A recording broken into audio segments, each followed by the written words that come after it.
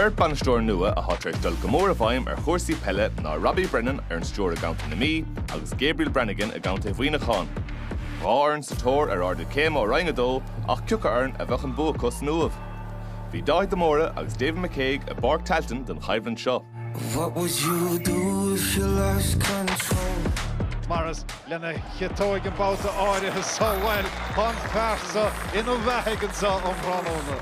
Se chuig maoine chain báta a bhaine le gasóg an báta áirithe sa. Your hands tied in your taped out mouth. Tuair sé bhaige go Jack McCarran a hadíocht take isteach le ciúis na bróige sin pointe, glóte, sin bhápointe anna glótan son ó Jack McCarran. Nach an SB is é siúd a garisteach.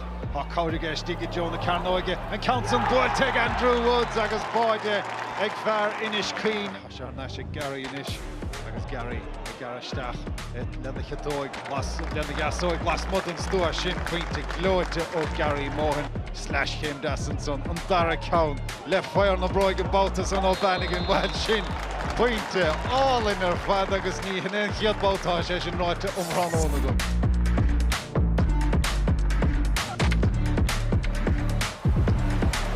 sé seo dain séir of the chunta na mí pass trasna bhí alabáid agus é tíochtna istigh an níontánig Owen Frayne.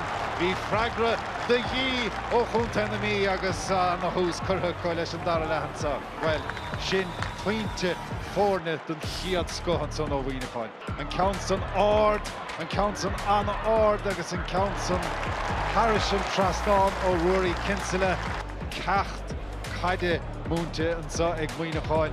Do chunta na mí agus iad an is bheisiúrátain is don ardú céime. Very happy with the performance, very happy with the result.